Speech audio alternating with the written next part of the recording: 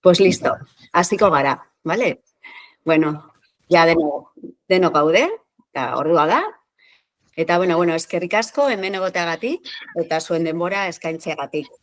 Ni Elena Setien naiz, orain dela urte asko arte ederra ikasi nuen, eta grabatuan espezialitatea lizentziatua naiz. Grabatuan nire lehen pasion da, eta hezkuntza bigarrena da.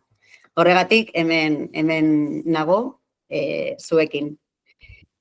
Gaur, konbidatu berezi badaukagu gurekin, Santiago Sesma. Kaixo, Santi. Kaixo, arratsalde on entzute zait?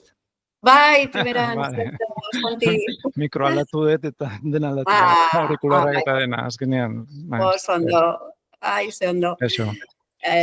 Kaixo, mila esker gurekin egoteagatik. Beno, Santi artista da, eta bere lana hezkuntzarekin lotuta egon da. Ikasgelan duen esperientzia zientzietako esperimentazioarekin du zerikusia. Eta hizkuntzak teknologia berriak erabiltzearekin ere. Galdera batzuk ditut, zuretzat prestatuta, aurkezpenaren amaierako. Errezak dira, segurazki ez dute zer berriro esango dudanik, baina uste dut beti dela ona gure burua freskatzea, gure hezkuntzak behar duen espiritu berritzailearen parte garela gogoratzea. STEAM metodologiari buruz hitz egingo dugu. Bereziki, arteak STEAM metodologian duen garrantziaz. Eta amaitzeko, arteari eta teknologiari buruzko proiektuen adibide batzuk ikusiko ditugu. Hezkuntza inklusiboa STEAM eta generoari buruz ere hitz egingo dugu. Gutxi gorabehera horrela izango da aurkezpena. Gustako zaizuela espero dut. Orain fitzak didaktikoak ikusiko ditugu, zuen materiala da plataforman ikusteko. Lehen eta behin, azpimarratu nahi nuke, nire ustez, sormenak, hezkuntzak duen garrantzia. Ez bakarrik arlo artistikoan, sensibilitatea eta trebetasun plastikoa garatzeko, baita erabaitzaileak izaten ikasteko ere. Ez dugu ahaztu behar, sormen bide horrek gauza egiteko dugun modu naturala garamatzala. Persona bakoitzarekin bakarra baita. Harekin, konektatzen bagara, dena errezagoa da. Eta niri erreza hitza asko gustatzen zait. Gu geu izaten laguntzea zain, gure berezitasuna garratzen laguntzen digu. Azken urte hauetan, asko hitz egiten da STEAM hezkuntzaz. Disiplinak, zientzia, teknologia, ingeniaritza, artea eta matematika. Uztartzearen eta aliantzak sortzearen garrantziagatik. Hezkuntza interaktiboa eta integrala bat sortzeko. Proiektuetan onarritua praktikan ikasteko.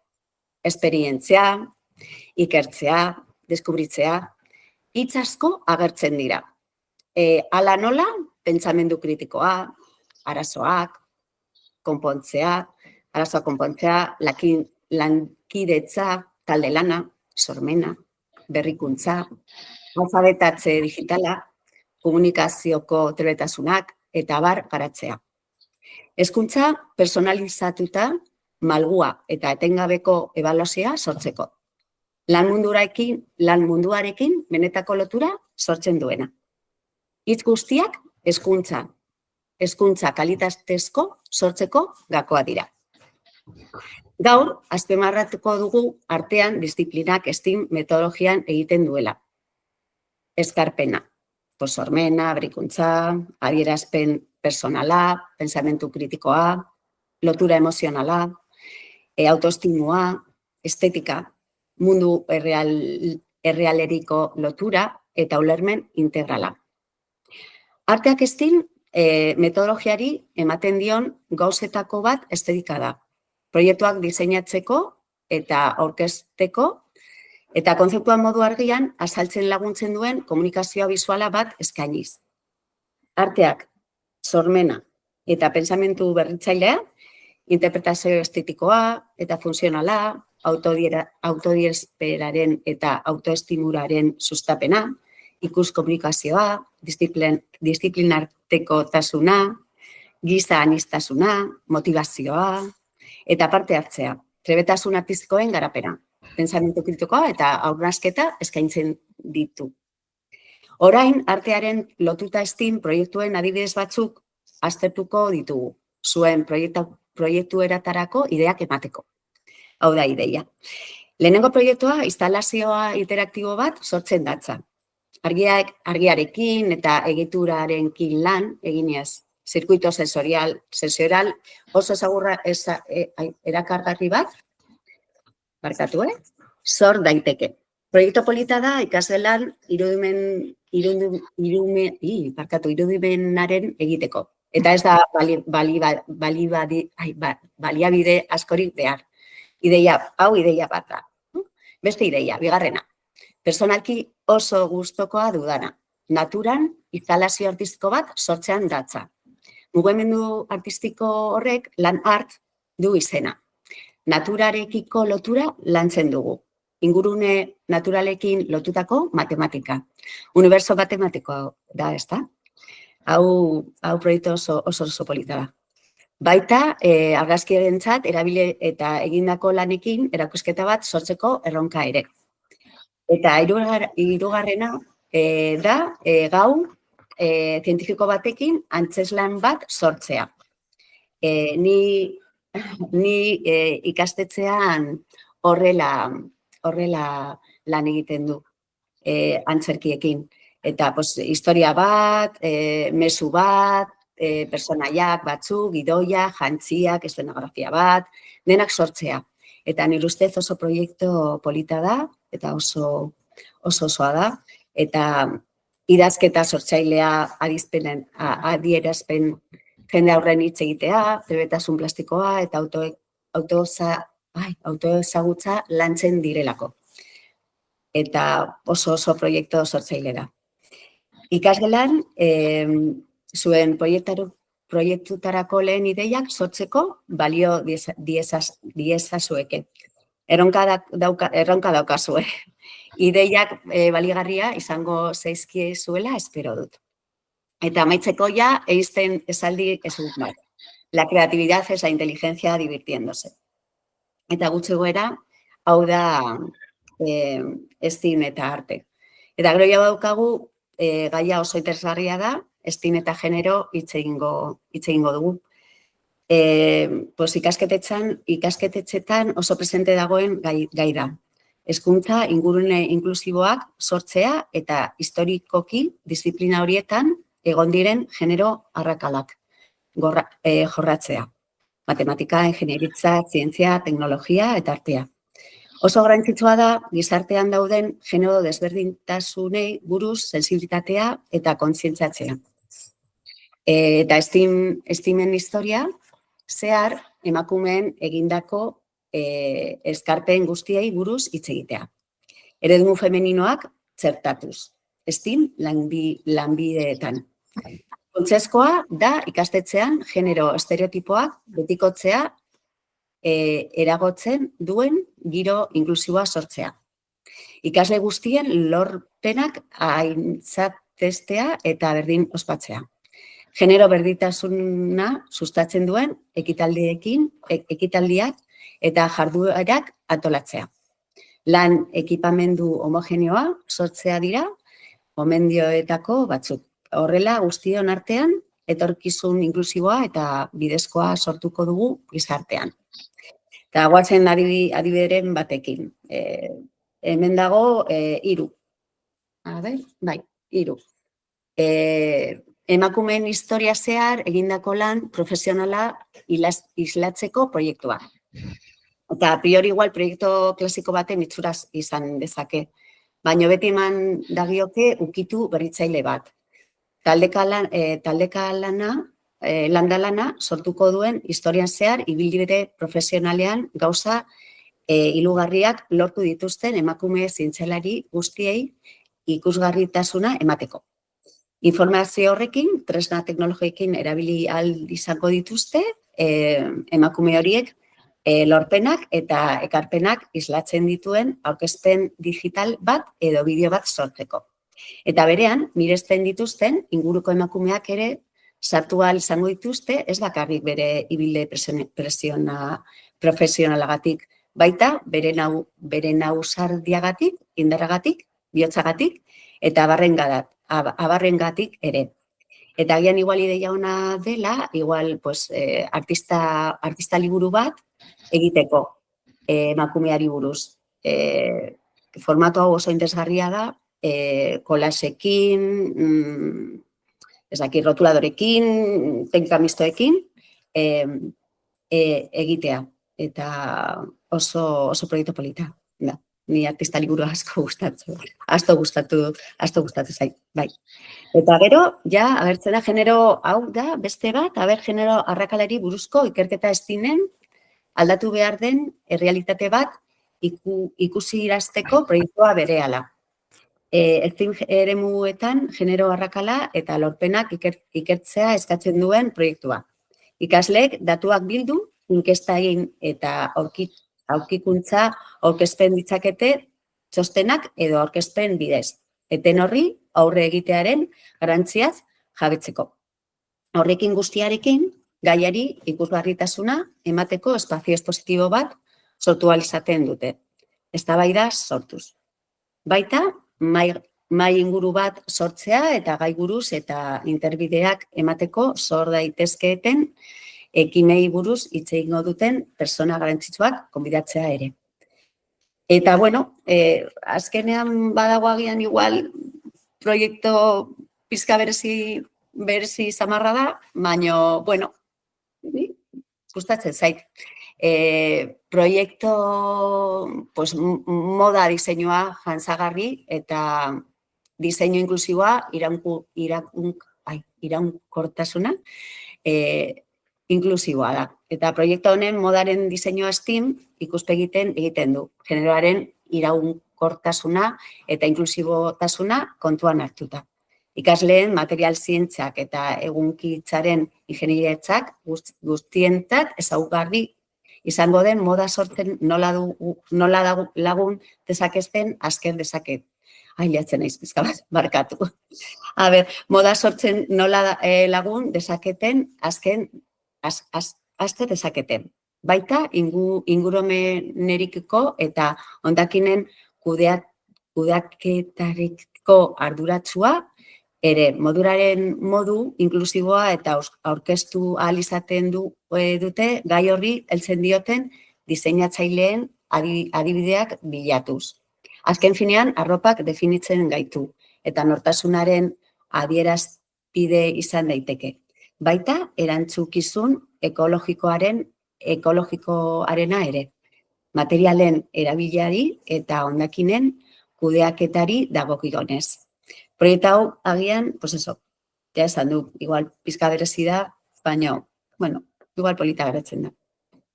Eta, bueno, gutxi gorera, hau da. Eta orain, saltearen txanda da.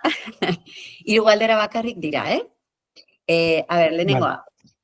Hitz egin dugun guztiak, zer iruditzen zaizu garrantzitsuena? Bueno, gauza asko aipatu dira, ez? Entzutez zaitez? Ondo entzutez zaitez? Bai, Elena? Bai, oso ondo, bai. Bale. Bueno, hori, ideia asko azaldu dira, ez? Azken finean, estean metodologia edo egiten duena da elkartu hainbat jakintza gai. Horien artean, artea sartuta dago, ez? Horren bitartez. Ez da konturatu zean, baina kurrikulumea begiratzen badugu, STEM, ez da agertzen artea, arte jakintzagai, aparteko jakintzagai bezala agertzen da, eta STEM kontzeptuaren barruan, beste naturzientziak, matematika, teknologia eta ingeniaritza sartzen dira, ez? Orduan, arte hezkuntzan nolabait aparte dago. Baina, hemen planteatzen denean STEAM, ideia horren barruan nolabait da metodologia bat non jakintza gai horiek sartzen diren eta batez ere lan egiteko modua proiektuka litzateke, nik uste dut. Horre, metodologia aktiboak modu desberdin sartu daitezke, baina nik uste dut gehien aukeratzen den metodologia edo estrategia proiektuka lan egite litzateke, eta horre enak aipatu ditu hainbat proiektu, eta bai deigarria izan zait, aipatu duzuna jantzien inguruko proiektu hori, ikusten nahiko, diferentea dela orain arte entzundakotatik,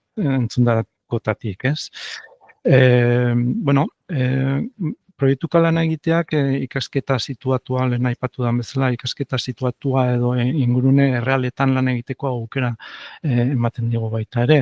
Horre irakaslearen rola eta baita ere ikasleen rola aldatu egiten da. Irakasleak argi izan behar du baita ere zer gertatzen ari den gelan eta non dauden arazoak horiek gainditzeko eta proposatzeko irtenbideak ikasleak bere aldetik aniztasun horri begira eta inklusioari begira rolak banatuko dituzte, bakoitzak bere gaitasunen arabera rol horiek ere beteko ditu, eta beti emaitza personala, taldeko emaitza bat izango da, eta desberdina.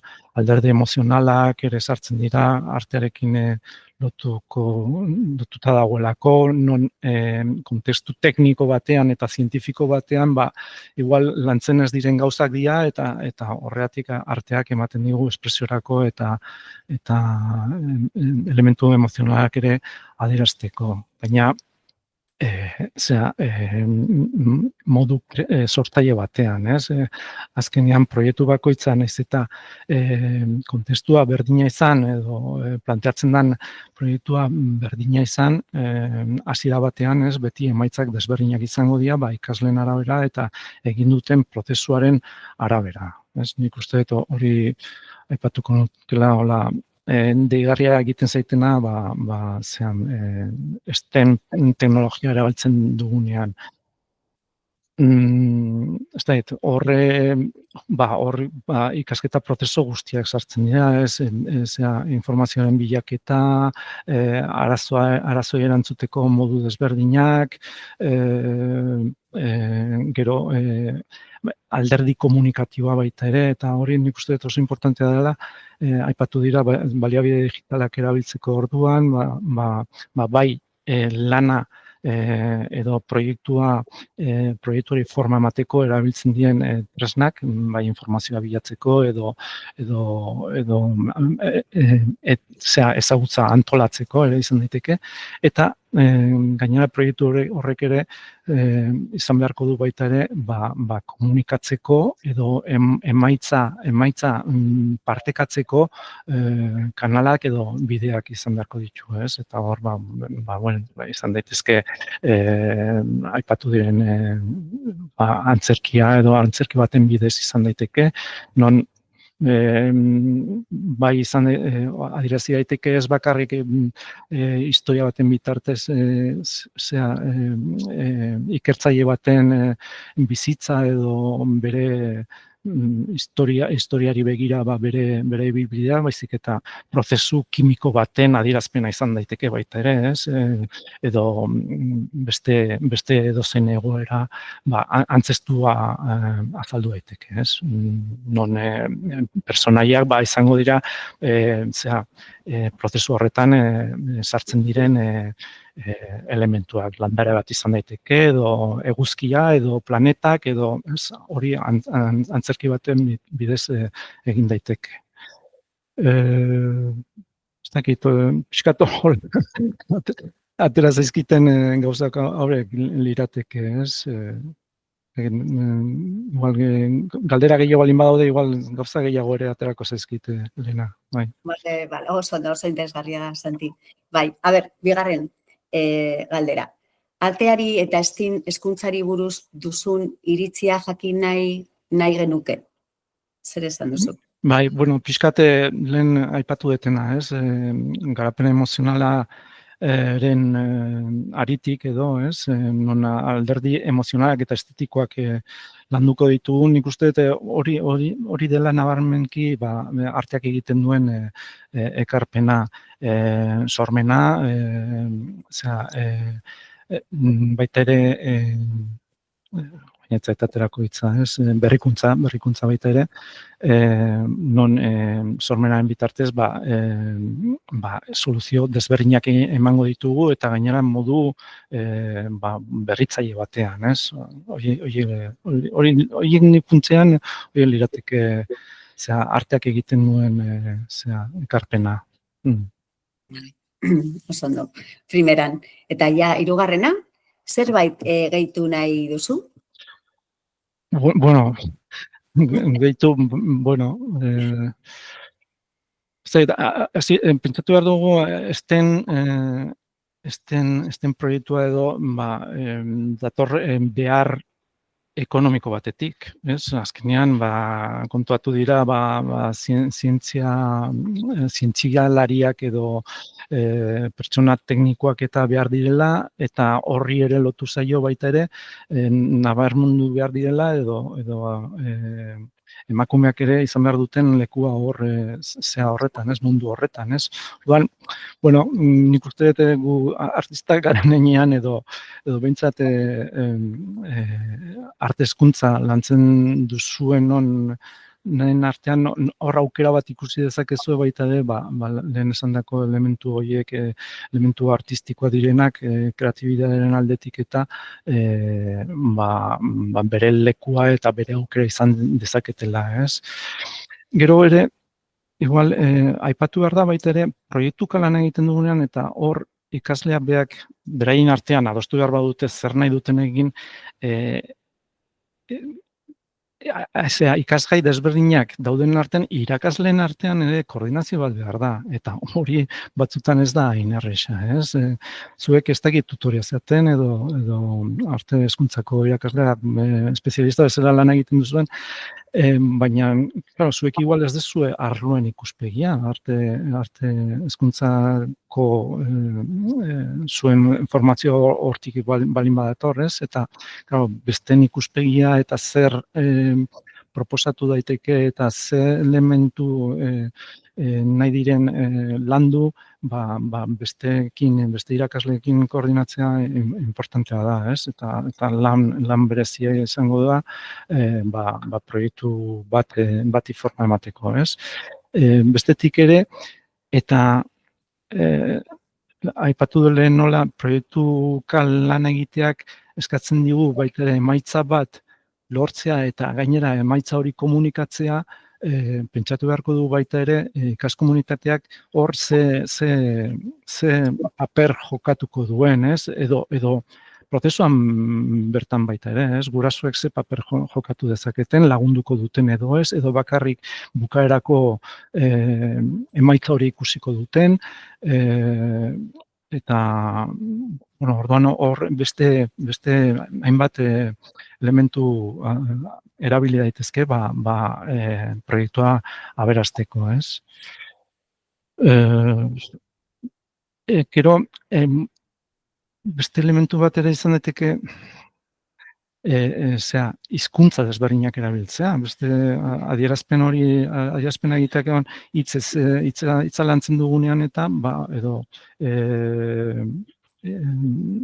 edo idatziak eta sortzen ditugunean, beste hizkuntzak, euskara hartuta hasiera batean, edo inglesa, edo gazteleraz, edo nola erabiliko ditugun, edo bintzat jakin ere bere lekua izan dezaketela hor baita ere, ez? Eta Eta espresibidade aldetik eta artea bere horretan hartzen badugu baita ere, beste kultura batzutan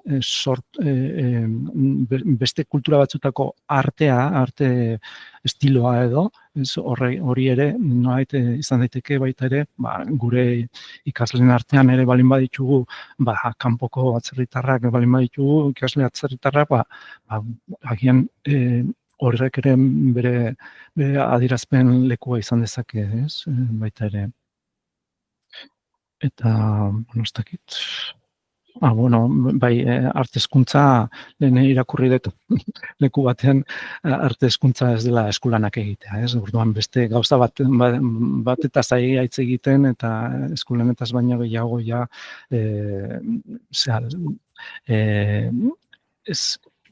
proiektu baten barruan arteak duen garrantzia eta baita ere lekua, ez?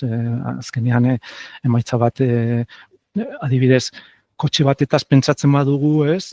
Kotxea ez da bakarrik elementu elektroniko batzuk eta motorra eta ez horretaz gain baita ere kotxeak baditu elementu estetikoak eta artistikoak, bere izaera du, bere personalidad du eta gainera elementu emozionalak erabili dira baita ere gero saltzeko, ez? Dena gauza guzti horiek hor jokoan daude, ez? Eta guk ere igual gure proiektuan ere horrela pentsatu dezakegun non emaitza horrek ez bakarrik alderdi matematikoak edo natura zientziatako kontzeptuak erabiliko ditugun, baizik eta gainera beste elementu batzu baita ere. Azkenik baita ere, nik uste ez dugu aipatu, ez proiektuetan azaldu den, lehenak esan duen bezala, ez mugimendua, antzeslanetan mugimendua dago, gorputz adierazpena ere, hori beste elementu bat da, proiektuan erabili daitekena. Jose, ondo, eskerrik asko zure ekarpenagatik. Bueno, pintzela da bat. Oso interesgarria da. Bide polita daukagu eta erronkak polita dauzkagu, bai. Bueno, a ver, pues no sé, agian igual norbait galderaren bat egin nahi dio Santiari? Venga, animatu. Animatu, neskak. Edo zuri, Elena, baita, Ni du, ja. Animatu, bai ez. Bai ez. ¿Nadie se anima? Venga, hombre. Bueno, gurekin, con nosotros está Merche, que ella es directora de Multimedia Educativa y coordinadora, gracias a ella estamos hoy aquí. Y bueno, ahora también, pues si queréis abrimos un poco de debate, si queréis hablar un poquito de los proyectos, si tenéis alguna idea o bueno, a ver qué cosas se os van ocurriendo. Yo espero que se hagan proyectos súper originales y que lo disfrutéis y eso. Y a ver, nada, contarnos cosas. ¿Nadie tiene ninguna idea por ahí? Venga, Santi, que tú has hecho muchos proyectos y lánzales alguna idea. A ver, algo que se te ocurra. No, bueno... No, a ver, el típico proyecto es el de la huerta. No sé si alguien va por ahí. Es Beratza... Huerta. Que todos los años hay huerta. Claro.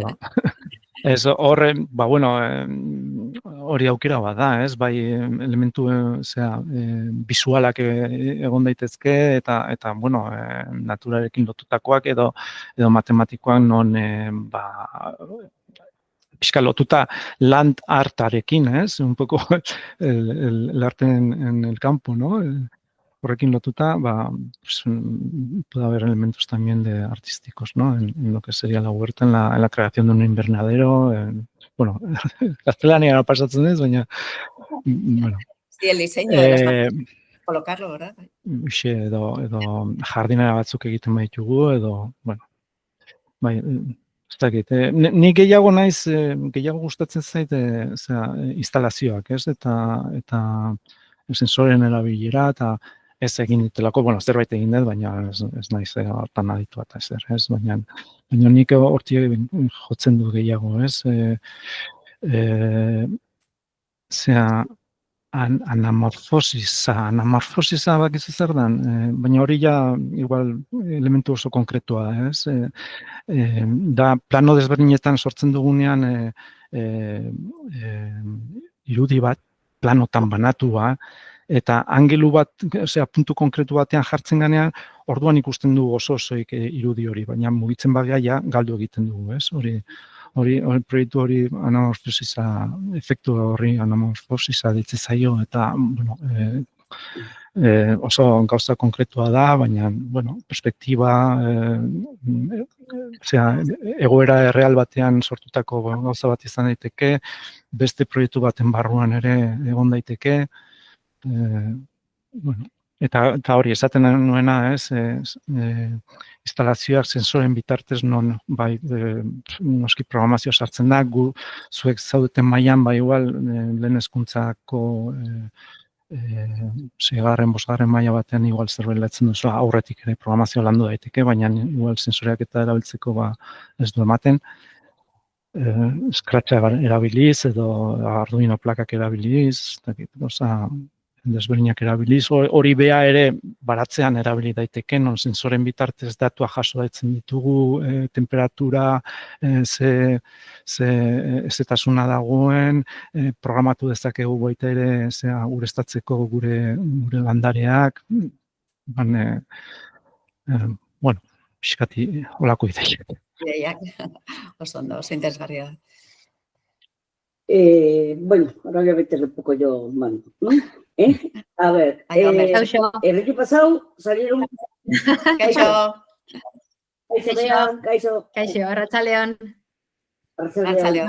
Ni orain dela aste batzuk egin nuen IKT-aren erabilera arte hezkuntzan, beste ikastaro bat, eta ikusi dut, bueno, gauza batzuk antzekoak direla, eta nahi beti, edo nire itxaropena hori zen, matematikarekin lotutako zerbait, adibidez, geometria eta artea lotu, eta olakoa faltan bota dut, olako ikastarotan. Hau lotzea matematika edo zientzia artearekin.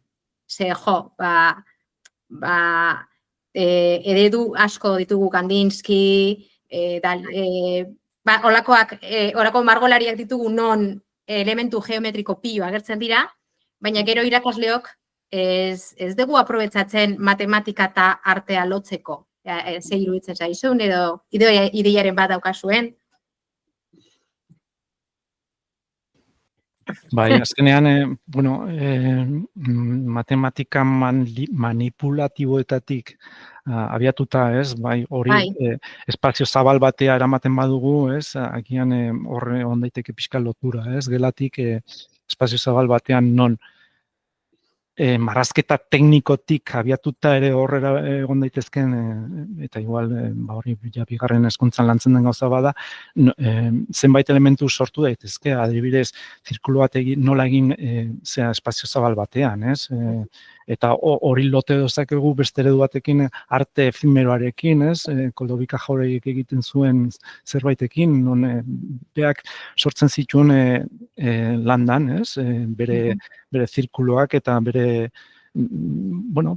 adierazpen gauzak, ez? Azkenean hori soka batekin gure zirkulo hori sortu dezakegu, hori pigmentuekin eta koloreztatu, baina egia da elementu konkretu bat dela. Zirkuloa erabiltzen badugu hor ere pentagonoak, hexagonoak egin daitezke, baita ere, nola zatitzen dugu zirkulo hori, ez? Hexagono bat denean, azkenean, hexagonoaren aldea da erradioaren neurri berdina, ez? Hor ja, zatiketa hori adibidez, estakak jarri behar baditugu, ez? Hori ere, hor dago, ez? Invernadero bat egiten dugunean, hor zabalerak eta neurtu beharko dugu agian zenbat plastiko behar dugun, erabiltzen badugu plastikoa, azalera hori estaltzeko, edo lerrokatzeko, landarea lerrokatzeko, baratze batean, ze zabalera emango diogu lerro hoiei, ez? Bai. Egoera gehiago, bai. azkenean, kuadro bat sortzen badugu eta elementu geometrikoak erabiltzen baditugu, hor ere ikasi beharko dugu nola egin, ez? Handia balin bada, ez? Bueno, txikia balin bada ere bai, ez? Reglaren erabilera, neurriak, proportzioak,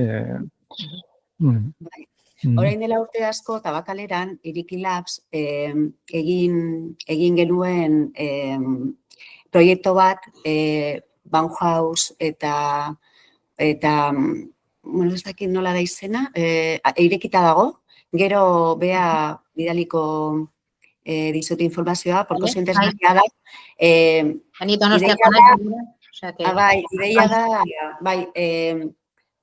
Tall Walking, ideia da, herramientas para hacer un mural con los críos relacionados con la Bauhaus y con la geometría, y oso interesgarria beratzen. Eta, bueno, agian igual. Gero bidaliko. Y esan, aurrezkuntzan, pues hacemos obras de arte efímero con todos los bloques geométricos, con todos, pues bueno, igual lo dejamos unos días o ponemos en la pared, ahora estamos con Yayoi Kusama, pues haciendo todo círculos, todo. Baina, pues eso, pues parece que, beti es como que matemática eta artea aparte y en realidad están muy relacionados. Eta bueno, hor zen ere. Bueno, listo. Mila esker, Bea. Bueno. Vale. Lo que vamos a intentar en este curso es que hagáis, digamos, proyectos utilizando materiales tecnológicos, pero que no son tecnológicos. A ver si me explico. En el mercado existen muchos elementos para trabajar con infantil y con primaria, de tipo, por ejemplo, el Vivot, etcétera, que tienen un coste alto para lo que es un aula. Entonces, lo que vamos a hacer es intentar que, en base a la creatividad que tenemos todos, hagamos ese mismo tipo de trabajo, pero utilizando herramientas manuales. Por eso las propuestas que vamos a hacer en los siguientes módulos van a ser trabajar con cosas tan tontas como puede ser papel, plastilina, y intentar hacer, digamos, proyectos que abarquen el aula por trocitos, pero que no haya que no suponga un coste excesivamente elevado. De la misma forma, os vamos a enseñar también las herramientas tecnológicas, pues si algunos tenéis suficientemente, digamos, caché o dinero en el aula para poder comprar algo parecido. Pero yo entiendo que en un aula de 20, porque yo he sido profesora de 22 años, es muy difícil que tengas material para todo. Sobre todo, es muy difícil que la jefatura de estudios te lo apruebe. Pero lo que vamos a intentar es simular ese mismo tipo de material con herramientas que realmente tenemos en casa todos los días y que podamos trabajar. Así también estimulamos la creatividad y sobre todo lo que vamos a hacer es que los chavales sean partícipes del proyecto que están haciendo, que lo creen ellos, a partir de una idea que vosotros le deis o una idea que se forme en el aula. Por eso, lo que queremos es, sobre todo, que manipuléis las cosas, que las toquéis y que penséis qué podéis hacer con ellas, ¿no?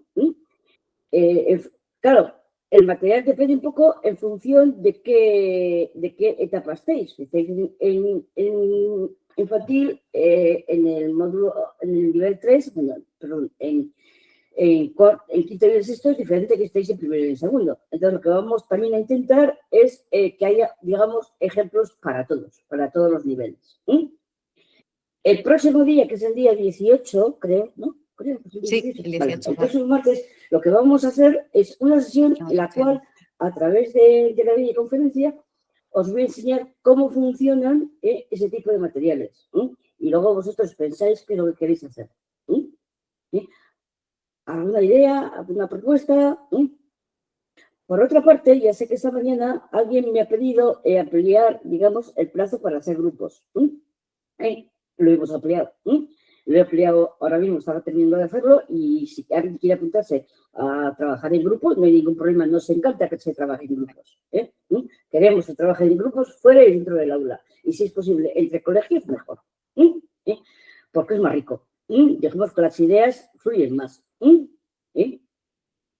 ¿Alguna preguntita? ¿Algo que me digáis? ¿Alguna propuesta? ¿Algo que queráis? ¿No? ¿No? ¿Seguro que no?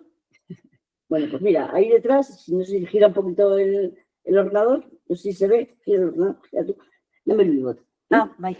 ¿Ves? Tenemos un elemento para infantil que es muy conocido por todos, que se llama el bigotí, ¿vale? Este vamos a intentar hacerlo a base de cartón. Y que funcione. Para que así, digamos, los podéis construir en clase.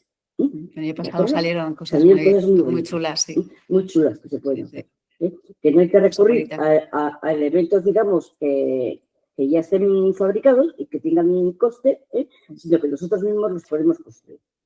Esa es la idea un poquito del curso. Y vamos a enseñaros material para todos los niveles. ¿Alguien tiene alguna idea especial que quiera que le mostremos algo que ha visto por ahí o ¿no? ¿Estáis abiertos a cualquier cosa? Bueno, pues no sé, haremos lo de siempre. Tocaremos el piano con los pétalos. Vaya, sí, sí. Fue muy cachondo. ¿Alguna cosita más? ¿No? A ver, Santiago, ¿qué? ¿Ideas que tú nos das? ¿Cómo? Para estos chicos, sobre todo, las ideas más difíciles son, aparte de la del huerto, las ideas para HH. Es donde se suele quedar como con más dificultad. ¿Alguna idea para música? Pues sí, tenemos un par de ideas para música. Lo que estamos hablando de hacer un mapa interactivo con música o tocar el piano con unos plátanos o muchas cosas se pueden hacer. Sí, iba a mencionarlo ahora, el tema de la música que no ha salido, ¿no? El tema de la música, del sonido, o sea, de los elementos auditivos, donde, bueno, no sé si lo que ibas a plantear, Merche, en qué consiste el proyecto que has mencionado, ¿no? Pero existe un proyecto que se llama Soñumapa, que es un proyecto antiguo que ya empezó en Arteleku, cuando existía Arteleku, y soñumapa.net me parece que si lo escribimos. Entonces, lo que consiste esto es en representar claro, estamos hablando todo el rato de elementos tecnológicos, de recursos tecnológicos, ¿no? Consiste en representar en un mapa el sonido de ese lugar, ¿no? Simplemente es la representación a través de archivos de audio de lo que está pasando en un determinado lugar. Puede ser la captura del sonido de una obra que está al lado del colegio, o puede ser el sonido de los pájaros que cantan en el parque que tenemos que hemos visto o que hemos recogido en una excursión que hemos hecho. Eso se representa espacialmente en un mapa, ¿no? Bueno, creo que Google Maps nos daría esa opción de representarlo. Claro, aquí lo que se une es, parece una tontería, pero sí está unido con el tema de la escucha. La escucha, hemos empezado hablando con el tema de la música, pero ya llegamos a la escucha de otro tipo de sonidos, ¿no? De sonidos que están alrededor del entorno donde nos desenvolvemos, ¿no? Puede ser simplemente el sonido del viento, el sonido de la lluvia, y todo eso lo representamos en un mapa donde pues, se hace una descripción de, pues esto es lo que pasó tal día, una tormenta de lluvia acaecida en este lugar, ¿no? Entonces, bueno, es un poco simple, pero bueno, a mí me parece muy, muy bonito, ¿no? Sobre todo por la parte que tiene del silencio, o sea, del silencio necesario para poder escuchar el sonido que está en un determinado sitio. Quizás se puede utilizar junto con otra serie de elementos que queremos trabajar, ¿no? En el sonido con otros elementos, ¿no? No sé, yo ahí lo dejo.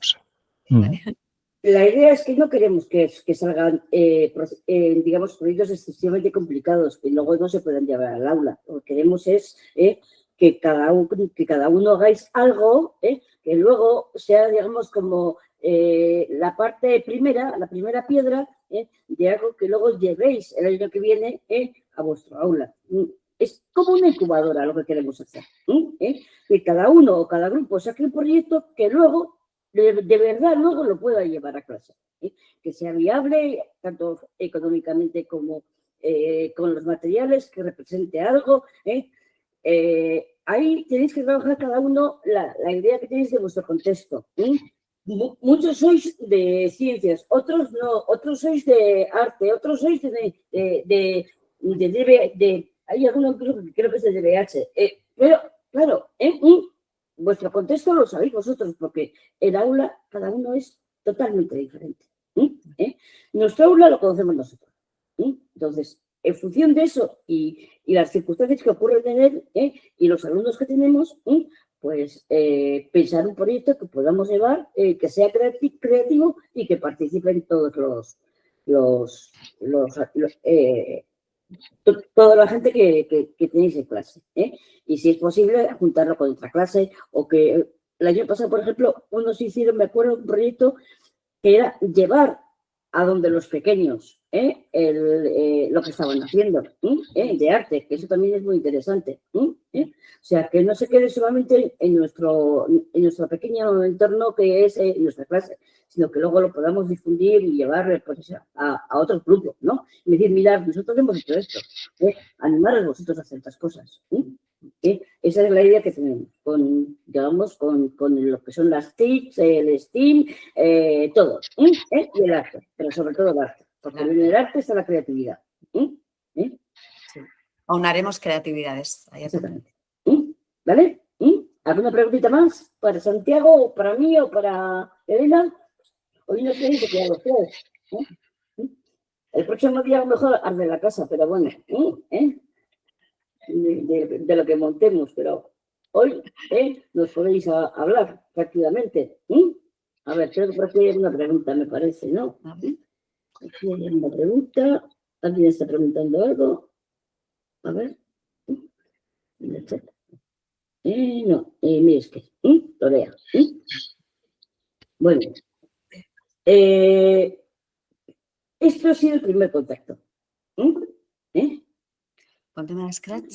Bueno, si quieres, el tema de Scratch está hecho para el curso siguiente, para el 090, porque lo hemos metido, digamos, en el grupo de los que trabajan en DBH. Pero bueno, no hay ningún problema. Si quieres trabajar con Scratch, yo te digo cómo hacerlo, te pongo un pequeño modulito, lo haces tú y tiramos para adelante. La idea es qué es lo que tú quieres hacer y qué es lo que tú quieres expresar. Eso es importante. Y es lo que intentamos que estos días penséis. Por eso está la tarea de poner en 4 líneas qué es lo que queremos hacer. O la primera piedra. Que luego cambiemos de idea, pues bueno, da igual. Pero primero, la primera idea. ¿Qué quiero hacer yo en 4 líneas? ¿Alguna idea más? ¿Alguna preguntita? ¿No? ¿No? Bueno, pues muchas gracias por venir y estar con nosotros. Es que ricasco, bueno, Santi. Bueno, bye, es que en casco soy. Pues ya lo dejamos aquí, ¿no? Eso es.